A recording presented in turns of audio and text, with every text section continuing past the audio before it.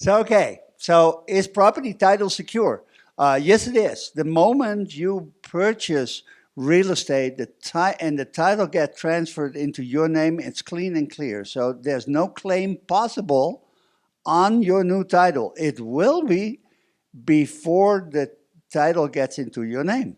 So that's why it's important that the agent, when the agent lists a property, they will do a title search to make sure it's clean and clear or has only a mortgage on it. For example, the mortgage will be paid by the escrow company. There's no liens like court cases and that kind of stuff. I've had people try to list a property and they didn't even know about the problems and huge problems they had. One day I had somebody who bought an easement from a neighbor and his lawyer never registered the easement. He couldn't even get legally to his own property. And I said, I'm sorry, until you have it registered, then I will list the property for you. And he was really mad at me. He hung up on the phone because I called him about it. I went to see the property. I found out about the problem. I called him up. I said, I'm sorry, I cannot list the property. He got really mad at me. And 5 years later, he says, I apologize. You were so right. It took me 5 years to get this corrected. So now I want to try to sell my property again. But that's what it is. You kind of hit on all kinds of problems. But the moment it's registered in your name, it will be clear forever until you sell it again. The lawyer, the closing attorney, and that's why it's so important you use a closing attorney who speaks English and who specializes in real estate. That's the whole reason. And so the money will not be wired to the seller until the lawyer or the notary public will be totally sure that the title is clear. So we don't have title insurance. We used to have for many, many years, many years ago. INS is the local insurance company. Carlos and Juan Carlos, who spoke to you about insurances, they represent the INS. It's a state monopoly. So they will allow only car insurances and health insurances by other corporations. But the title is not allowed by law. So they shut it down, but it doesn't make sense anyway with the way the law works here, because the title company here that was to a title were charging people 1% for title insurance, and it was all BS because they wouldn't insure it if it didn't have a clear title. Because the moment you transfer the title, it's clear. Okay, so title insurance, forget it. But that's the reason we use escrow. In a minute, more about escrow. So in Costa Rica, we have indefeasible title, so it cannot be made void. Okay, that's important to know because that makes it all clear. Now, there could be other problems like squatters, like fence lines that are in the wrong place. There's a ton of other things that can go wrong, like in any other country.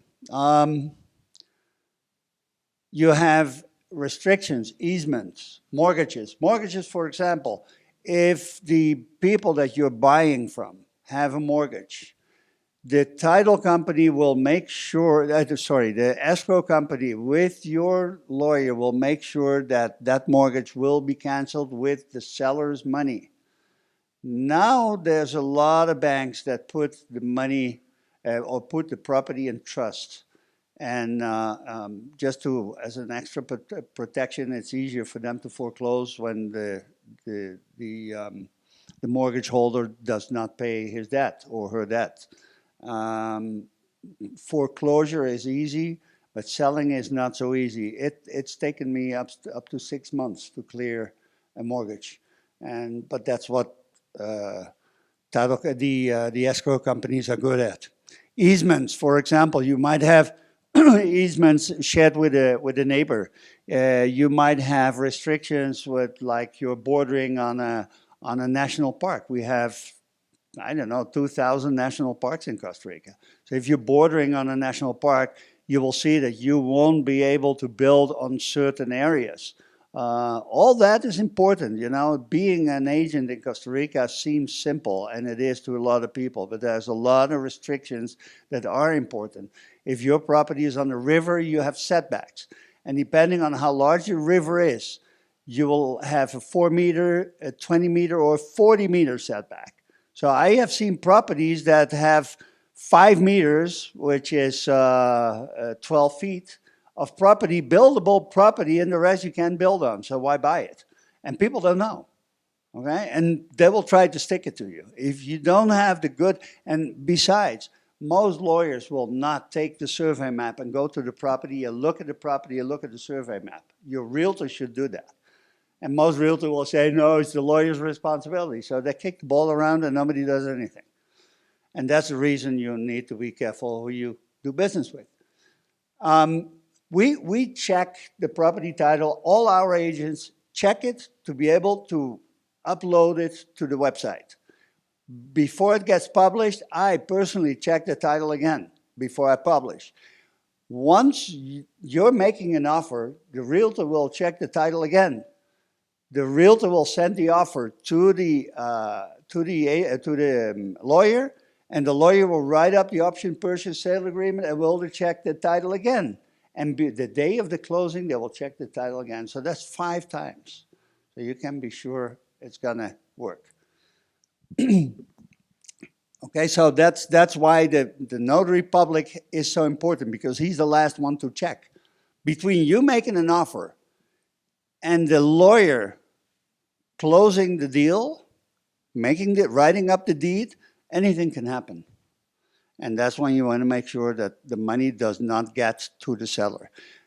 Costa Ricans give earnest money directly to the seller. They hand it over to the seller. Everybody used to do, or everybody does business like that in Costa Rica. It happened to me like 30 years ago. We did that because there was the Tica way of doing things. And the poor man passed away. And the wife had to go through court for 2 years to make her available to sell, or to give her the powers of attorney to sell the property. Meanwhile, we had put in an offer. He took the earnest money deposit, and she used the money to bury the husband. We were, for 2 years, stuck, or we were going to be stuck. What we did was a rent back, so the rent was used to pay off the property, and we got it all figured out. But that's the kind of problem you could hit on if you don't do it right. In short, you look at property, you make an offer, your realtor negotiates the offer and get counter offer whatever times is necessary, and the details. When is the closing date? How much earnest money deposit? How much is who's going to pay for the closing costs, etc., etc. Once the offer is agreed on by both parties, it goes to your lawyer. Your lawyer writes up the option to purchase sale agreement or letter of intent, or whatever you want to call it. With that, I usually wait for the home inspection to make sure that the money goes into escrow, the earnest money goes into escrow. It's better to get rid of the home inspection first, because if everything is fine, okay, cool. But if there's a big problem with the house and you have the money in escrow, now everybody is going to fight over that money. So it's better to get rid of that, get the home inspection out of the way before you put money in escrow. Once that's done, it goes to escrow, earnest money deposit. You got 30 days, 60 days, 90 days, or whatever you negotiate to get to the closing. That's why the closing date is so important. That will give you plenty of time to do anything you need to do to bring your furniture or whatever. It gives your lawyer the time to do the due diligence process, and you go to closing, and that's when you send the last week, you send the money to the escrow, and the escrow money will disperse. Escrow will request know your customer form, which says who you are, where you come from, what you did for a living or do for a living, where did your money come from the stock market, from life savings, from selling your house, from selling a boat or whatever. They will ask for the origin of the funds, the proof of the origin of the funds, so they need to see your balance sheet for the last 3 months that shows that money has been sitting in your account and you're ready to roll for closing. sounds like big, it sounds difficult, but it's not. It's just a step-by-step process. And with a good lawyer, even without a good real estate agent, with just a good lawyer, you're able to do this. Okay? Any questions about that legal part? No? Good. Restrictions.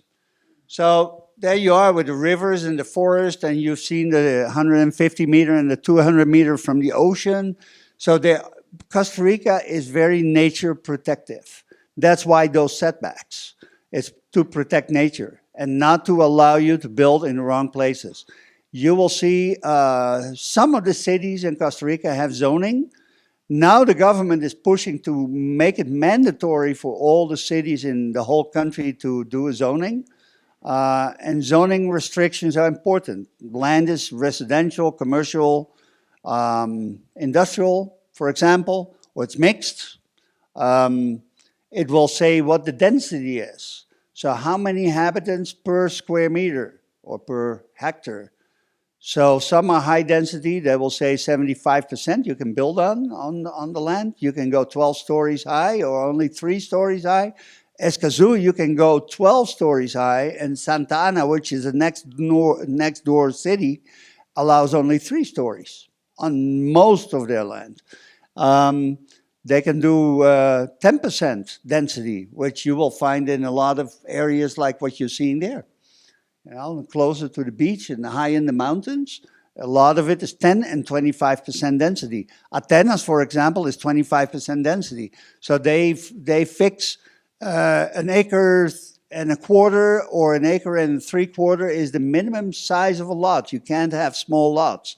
And they will allow only one house with a guest house and a pool, and that's it. It's all to protect nature. That's why Costa Rica is still a beautiful country. The government has done a real good job on that. And all those restrictions are important when you buy, to make sure you're buying in the right place. You want to buy in a condominium, you want to make sure you look at the bylaws.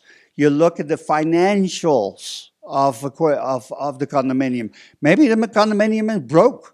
If you have 20 people who are in a divorce and the ex-husband doesn't pay, and so the ex-wife doesn't have money to pay the HOA fees, and in beach areas, you'll see some condo fees up to $1,500 a month. So now you have only 20 condominiums, you have 5 of them that don't pay, they're broke. So you want to look at all that kind of stuff. Are there going to be extraordinary payments because they got to fix the pool and it's a lot of money, the HOA doesn't have enough money? You want to look if there's an agreement. The last year on the HOA meetings, if they said, hey, we want to do an extraordinary for $10,000, you don't want to get stuck with that problem. So see, that is why it's so important to know what you're doing and find a good lawyer who will do the due diligence process and follow up on all of that.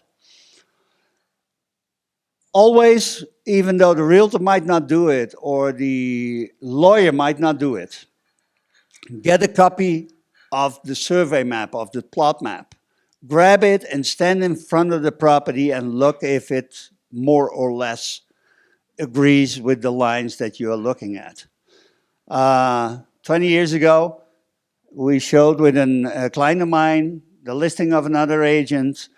4 little houses, rental houses, was an investment property for a client of mine, and it looked beautiful. 4 little houses. They had a parking, they had gardens, and there was a park, beautiful park next door. It was great. It was a great place, and was at a good price. So I said, okay, let's go back again in a couple of days, and I asked the other agent for a survey map, a copy of the survey map. We got there, and I said, this is strange because it's only half the property is on the survey map. Is there another one? No, this is it. Turned out the seller was a lawyer and was selling half the city park. He was selling half the park. He just moved the fence. And the fence, putting it in the right place, you couldn't get into the second and the third and the fourth house, only in the first 2 houses because access was through the park. It was amazing. You know, that's very unusual, but that's the kind of stuff that you want to be careful with. if the survey map doesn't have the setbacks from the rivers, in VU, that's here in San Jose, that can be requested. Always tell the realtor to tell the seller to get it. And it's not your job to get that kind of stuff. If necessary, that's why it's important to always make note of the due diligence time, the 1 month or 2 months or 3 months for the due diligence process, so the lawyer has the time to do all that due diligence. If the seller doesn't deliver in time, you'll have to extend on that. Also, try to get also the possibility of getting an extension on the closing date, if necessary. We used to not put in anything until we just had a closing date, let's say February 25th or before. That's what we would say. So you could close on the 15th if you wanted to, if the money arrived early or whatever reason. Until COVID hit. We had a ton of contracts. COVID hit. People couldn't travel. People were not selling the property that they were supposed to be closing on in the US and didn't have the money to buy the property here. We almost lost like 30 sales within my office when COVID hit. We saved them all, but it needed a lot of talking and meeting with the sellers for the sellers to realize, you know, COVID is hitting. You're not going to sell to anybody. You might as well keep the buyer that we have now. Let's request for an extension and put another $5,000 in escrow. Doesn't matter. We want to make sure that the buyer can buy and that the seller can sell. That's really what the deal is all about. We saved all these closings. We had one that took all the way to the end of COVID. A couple from Texas, they lost their sale. And the guy selling here in Puriscal, which was kind of in the middle of nowhere, half an hour out of town. And he was a doctor, and his wife was in the States, and he couldn't travel, and she couldn't travel. And they've been apart for like two and a half years. And he was going nuts because he wanted to sell, and his agent was not cooperating at all. Actually, at the closing, his realtor did not take him back to his neighbors where he was moving in for a couple of days. I drove all the way to Puriscal because I felt bad for the guy. You know, it's like, come on, it's like you want to make things happen. But not every agent is, you know, they're interested in taking the money. Yes, in making the money, but working hard to make, because they don't often understand all of this and all the relations it has to the title and option to purchase sale agreement and obligations. Okay, right now, I have a buyer, I have a seller who wants to walk. I'm the buyer representative, and the seller wants to walk because she can't find the right condo to buy. Thank God we backed it up so that she will be losing $15,000 if she walks from the closing. That's why it's so important to put it all together, because if not, poor buyers, my buyers, have waited 3 months to get to the closing, and now the seller is walking and they can start all over again. Those details are kind of important, right? For sale by owner, we'll never tell you about all those restrictions. Property values. Okay, this is kind of a hassle. It's hard to explain. What is your property value? Really, the main one, okay, the Ministry of Finance is the one that decides how much is the value of the land and how much is the value of the construction. There's guides to do that. You need to be a genius to understand those. I've worked with them for 20 years. Every time I calculate it, they tell me it's all wrong. So go figure. I think I would know how to do it, but it's hard to figure it out. Really what's important is not what you paid for it. What is important is what the municipality or the city where you're buying, every 5 years it has to be updated, and they're the ones who are telling you what the real value is of your property and what used to be calculated for your taxes. Okay, 0.25%, we'll get to that later on. 0.25% on the registered value by the municipality is what you pay on property taxes in Costa Rica, which is very little. Okay, that's $250 on every $100,000 value. Cheap, huh? I don't know where you guys come from, but in California, I know some people who pay quite a bit more. These are the guys that are really in the saddle. The National Registry, which is where your deed gets registered, is really not so important because that's what you pay for it. But you know what? If you do it, the laws here are kind of funny sometimes, all the time. If you buy a property for $200,000 because you're getting a bargain, because it's falling apart, and you buy it as a fixer-upper. But if that property is registered in the National Register for $400,000, you cannot transfer the title for less than $400,000 in cost. So the transfer cost of the title is always going to be like that. And you'll find out that in the city, it's going to be registered also at $400,000. I just went through a case like that. It was registered at $1.4 million.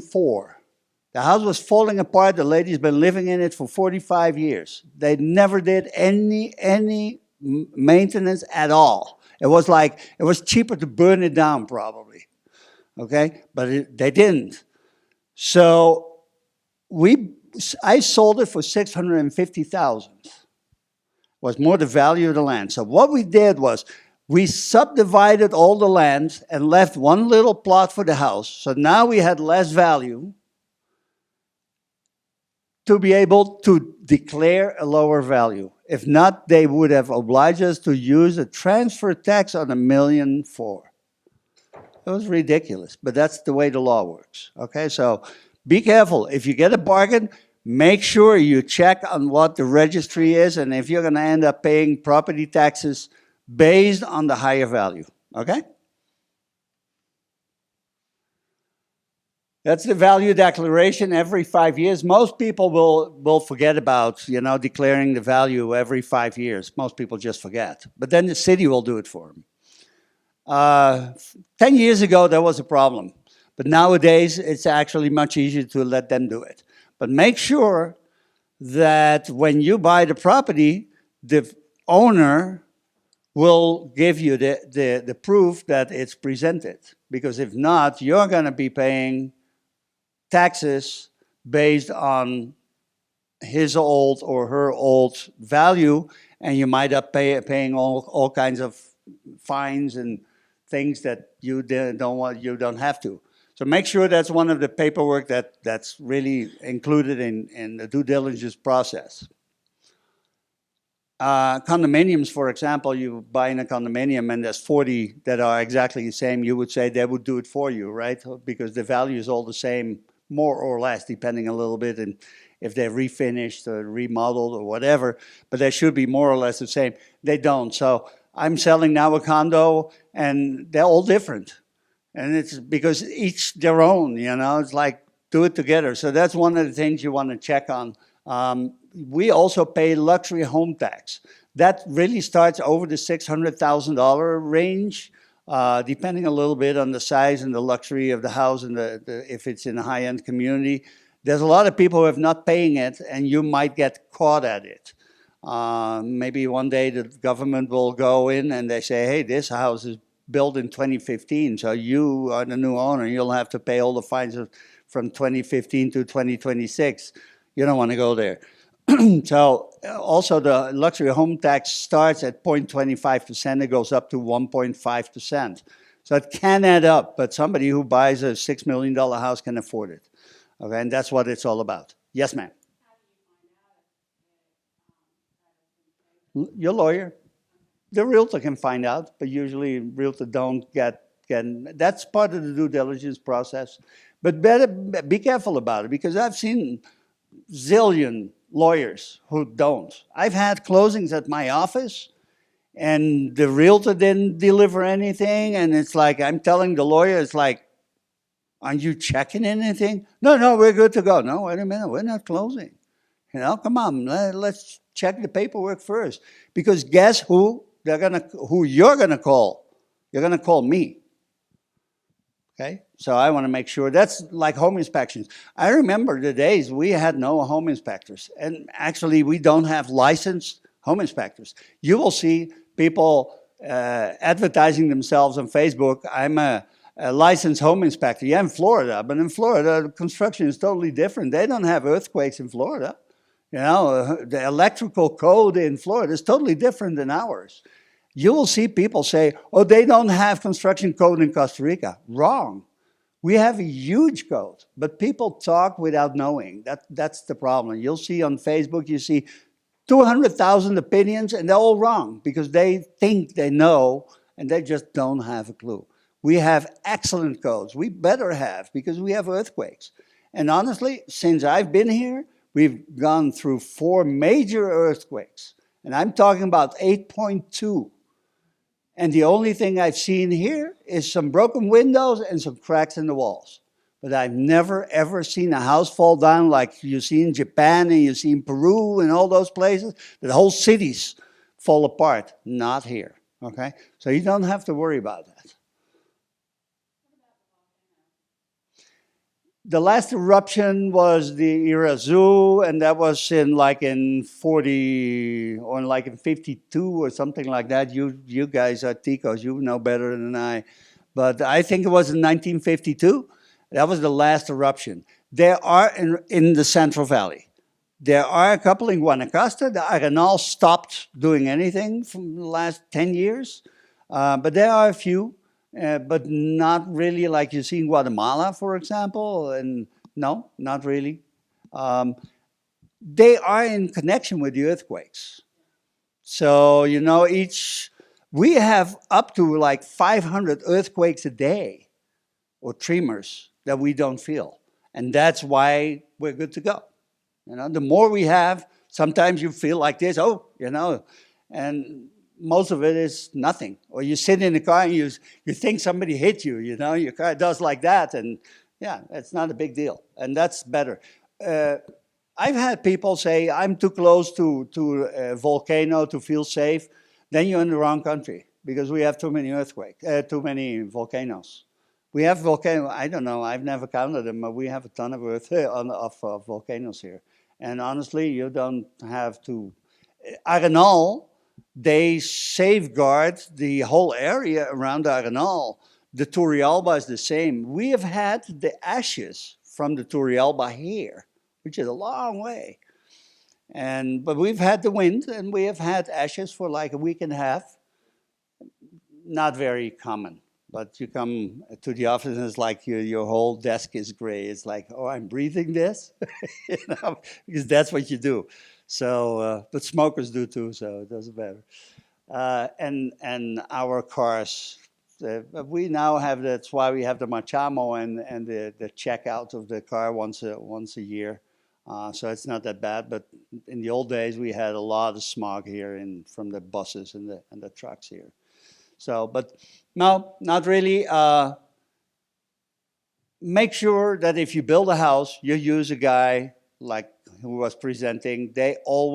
Architects will always hire a structural engineer. You will see in Costa Rica, there's a lot of people who just hire a foreman because they save the money. They will do the design themselves. But you and I have no clue about structural design. I wouldn't know.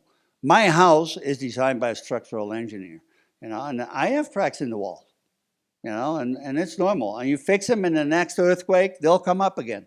You know, you can't really get rid of them. That's part of our life, but it's safe, you know, and I've never really seen any serious damage. That's it. 25% of the registered value. You can pay your property taxes in January for quarterly. You can pay quarterly, or you can pay it in January, the end of January. They will know for the whole year. And then you can pay for the whole year. That's what I do.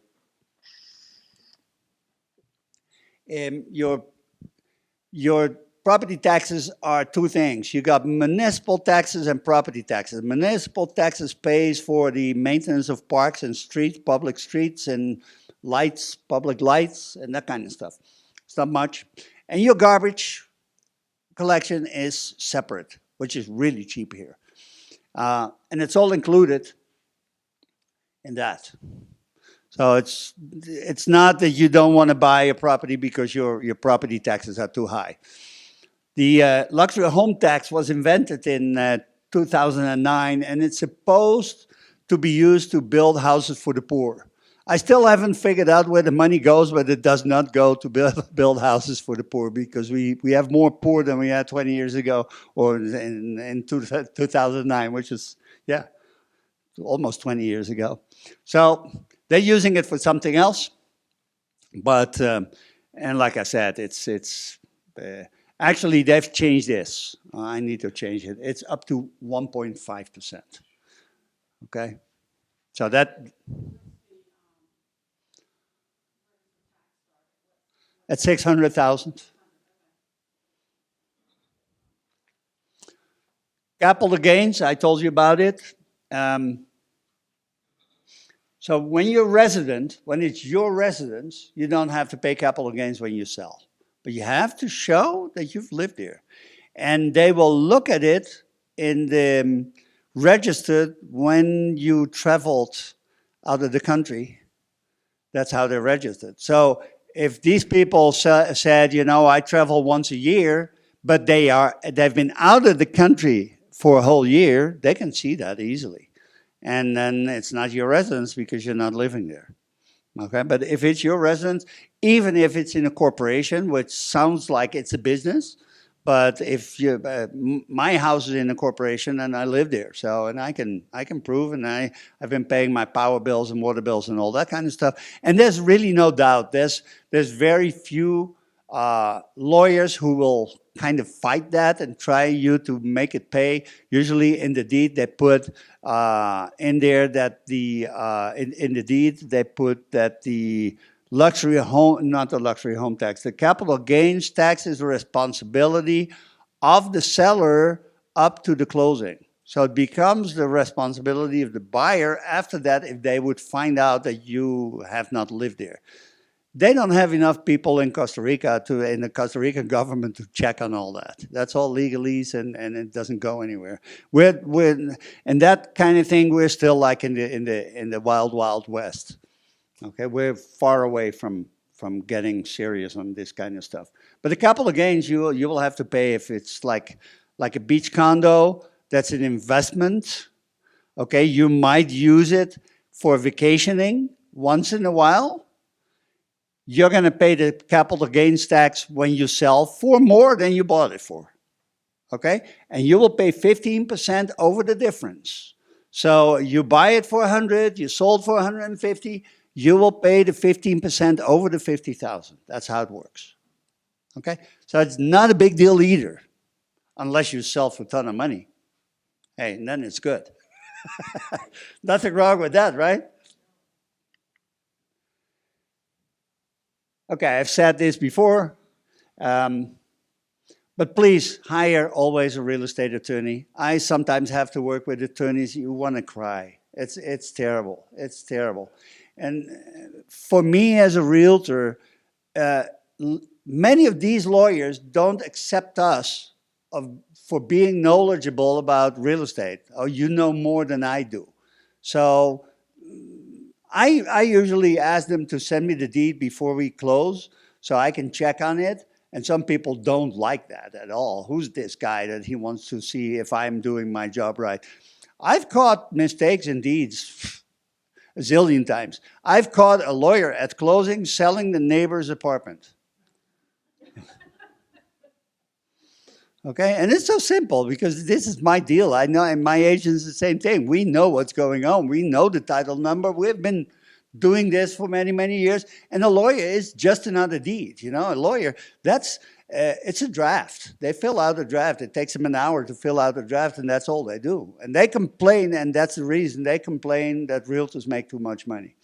Okay, that's what it's all about. So,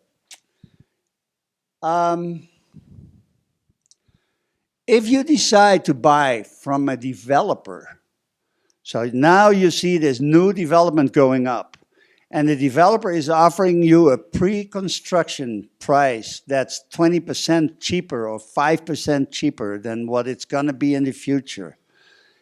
And they have their own, and I can assure you, they have their own lawyer. And they will tell you that the price includes the closing cost, their lawyer. Don't go for it. Hire your own lawyer. When they do that, there's something wrong. Been there, done that, okay?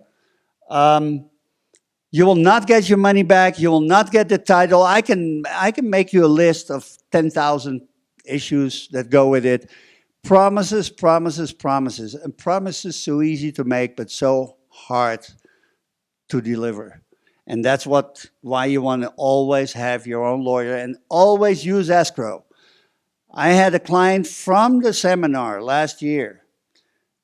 They were buying a condo that they really loved, and it was pre-construction. And the developer, and so we negotiated the price, we got a good deal, and it was a penthouse in Santa Ana, in the mountains. The view was awesome. But it was pre-construction. We went into a different tower. And so now the developer says, but we want all the money ahead of time. Oh, wait a minute. You don't agree that we put in the earnest money deposit, and this was last year in September, I think, October. And we were going to close now in January. And no, we want all the money now. I said, there's no way you're going to use my client's money to build your tower. And what if it's not going to happen? Have you been to Jaco, any of you? Have you seen the abandoned project? I own a $200,000 condominium in there. And I'm a realtor, okay? It's happened to me. The bubble burst, and we used our condo for 6 months. And in '08, they pulled the rug from all of us, under us. And it's still in court. It's been in court now in 2024. It started in '08. I got $200,000-something invested in there. I took all the furniture in there. It's abandoned.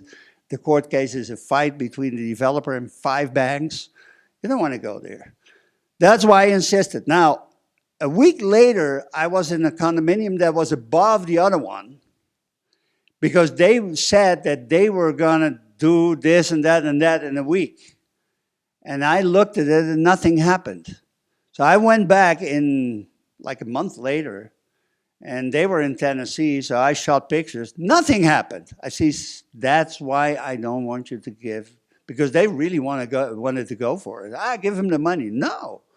You know, and still nothing has happened because they don't have the money. The banks, the banks won't give them more money, and that's why Jaco happened also, because the banks wouldn't give them more money, and those who had bought, there were 26 of us, and we're all stuck with it. And worse even, there was $2.4 million of earnest money deposits from people who were buying in pre-construction, and they put the money in escrow, and the escrow company gave the money to the builder to keep building.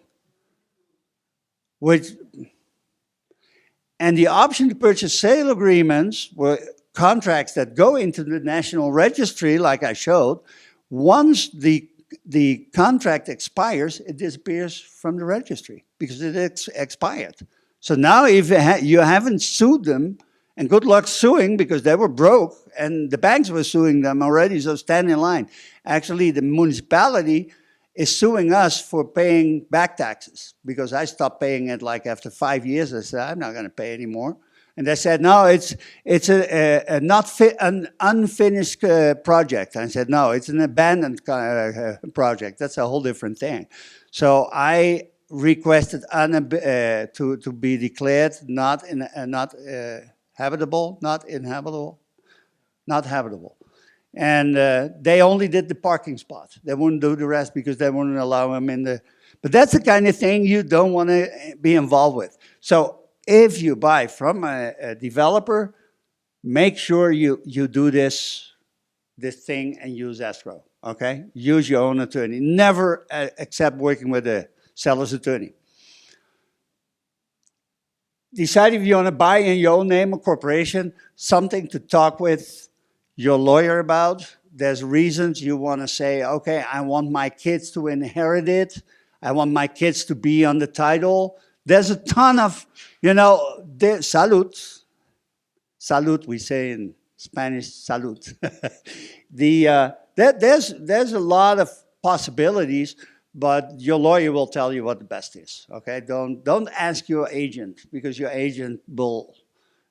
I have an opinion, but I'm not a lawyer. I didn't study to be a lawyer, so I can only give you my opinion. Do not take over existing corporations. A lot of these properties that were sold to North Americans and Canadians and Europeans during the boom years in 05, 06, 07 were bought into corporations. That because the lawyers had a nice little deal going on with shelf corporations. They had corporations ready, so they could put it in there, and then they would say, transfer the title and you're protected. And it was true in those days, because the story was, if you would have a property in your own name and you would kill a kid driving your car, the family could sue you for your property. If it was in a corporation, they couldn't sue you. I would suggest just get yourself a good insurance, right? It's that simple. But lawyers made good money on it, because they would sell those shell corporations for like $800. So it was nice extra money. But now with all the money laundering and terrorism issues, now you have to show who the owner is, so anybody can find out who the owner is. So the story of killing the kid is no good anymore. So don't take over an existing corporation, because you might be taking over a lot of problems. Okay, don't go there. Transfer it into your own name, your sister's name, your grandma's name, or your neighbor's name. I don't care, but don't use a corporation. How much time do I have left, Carlos? Wow, a lot of time left. My God, I don't know what happened. I don't want to talk about real estate that much, really. All right, licensing is not mandatory. So there is real estate licensing. There are two boards here. The one in Guanacaste, they are connected with the NAR in the US. So now you, Costa Rican or somebody here, can become an NAR realtor. I don't understand why they say it's good, because that's based on US law and on US real estate, and here it works totally different. So, and besides, because I see always a lot of discussions online mostly that people say, well, they have no licensing in Costa Rica, so there's no responsibility, which is totally correct. There's no insurance, no responsibility for making mistakes or whatever. Lawyers do, but realtors don't. But I must say that a license doesn't make a person honest. And that's really, I think, the most important thing. And a realtor is really easy to check out online and connect with people, and ask around. And that's what it's all about. Because a crook will always be a crook, and everybody will tell you it's a crook. It's that simple. And somebody who's been in business for 20 years is usually somebody who knows what they're doing, okay? 15 years is already good in this country. Like I said, the 2-day course in Spanish will make you all a realtor in Costa Rica in no time. And now I'm certified. Hey, wow, that's good. Many realtors catering to the foreign market don't speak Spanish. Yes, they speak your language. Remember what Romulo said. Romulo and I discussed that kind of thing a lot. People trust the people who speak their own language much easier than somebody that doesn't. But it doesn't mean that that person is honest or knows what he or she is doing. And so how can these realtors know? And I see that sometimes with my own affiliates. Our rules and regulations are really strong. And sometimes they want to list a property.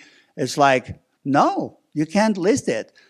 There's a problem. For example, these corporations that I was telling you, people have to pay corporation tax. If they don't pay the corporation tax every year, the government will put a legal lien on them. Now a lien on the title it will take 2 years to clear it. And I see agents listing a property with a legal mortgage on it.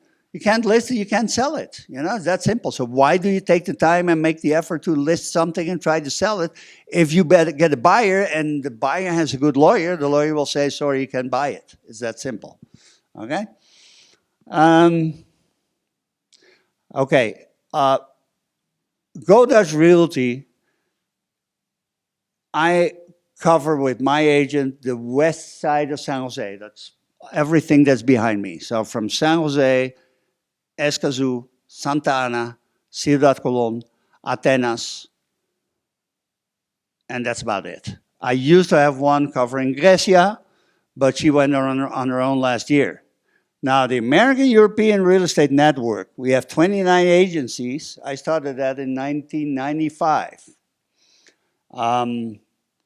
Like a mini MLS, because we didn't have an MLS, with one agent in every location. I bought software that was called Lucero, and we would put the information, the listing information on a floppy and put it on the bus to the next agent. So the floppy would take about 2 weeks to drive around the country and be updated like that. That's how we worked in 1995, okay? Most of these agencies are still with me. They are affiliates. I earn a commission, Evo, earn a commission when I send you to their agents. So I send you to one of their agents and you're fully ready to buy. After closing, they will pay me 25% of their commission. I like everything clear, okay? That's why I write blogs. That's why I run a website. That's why I do things like this. I do 100,000 things like this. This is my living, besides my Go Dutch agents. And I'm getting less and less because they're a headache, because they give me a lot of work. These guys don't give me much work. They give me leads generating, but this is not, okay? Done with this. Thank you very much. Again, no obligation to buy from me or any of my agents. You do what you need to do. I'm there for you. If you need me, call me, send me an email. Email is always the best. If you want any information, I don't charge for information. I charge the seller the commission. You as a buyer don't pay anything. All right? Thank you very much.